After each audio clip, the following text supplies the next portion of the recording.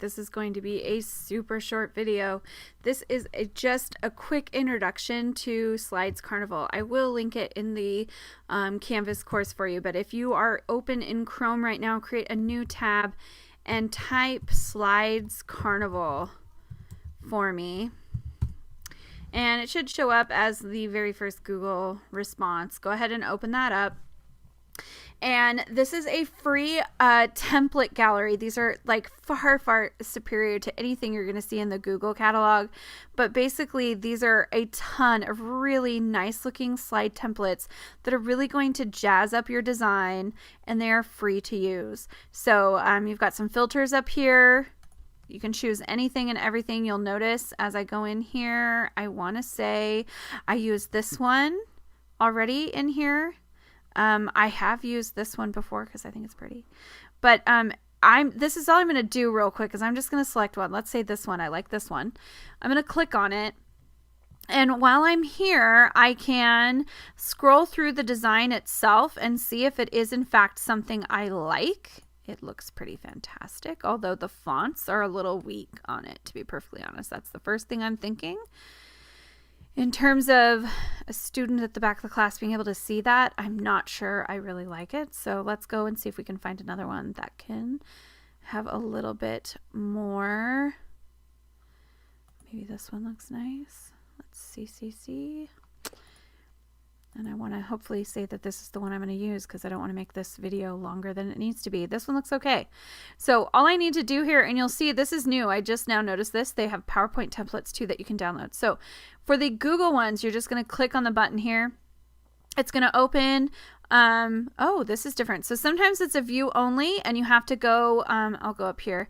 You have to go into where it says file, and then you're going to have to go make a copy when they give it to you, that option. But if they give it to you like this, you're just going to say make a copy.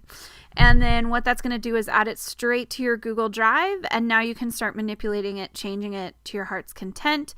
They do ask that you keep an attribution slide towards the end, but all the way through this whole entire process, it gives you tips and tricks and ideas for how to use the slide deck.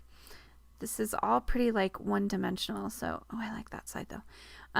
It is something to think about. I think this is a great way when we talk about design and how much design matters, to think that this is an option. Another one, and I'm adding to the course right now as we speak, another one to think about is one called Canva, not to be confused with Canvas. This is Canva. And what's cool about Canva is that it does allow you to make a ton of different options.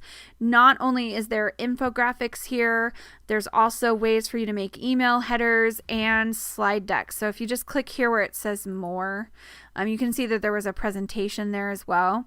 But as I talked earlier in the Design Matters examples, I talked about the websites, I talked about newsletters, and obviously anything that you're creating that is for your students or you're sending home to parents. This is a great place to go to get lots of ideas.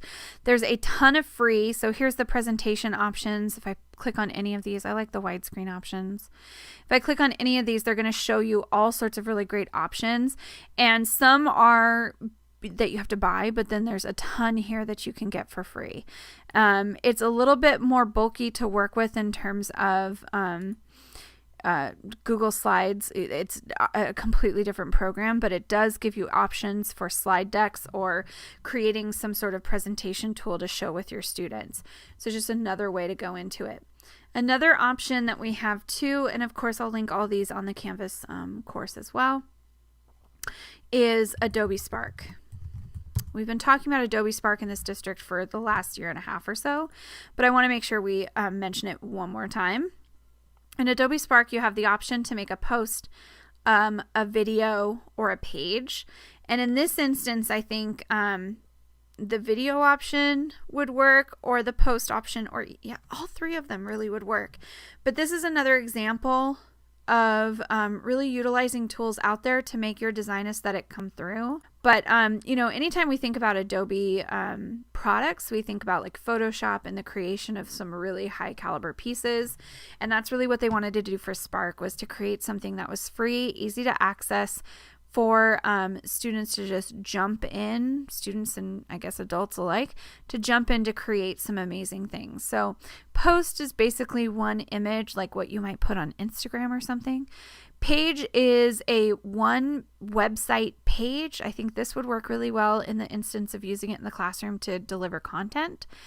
And then video is a way to kind of create a slide deck that then is smashed together at the end in a complete video with audio in the background and everything. So these are a couple of different options to really explore further when we talk about why design matters in the classroom, both for students, for colleagues, and for parents alike.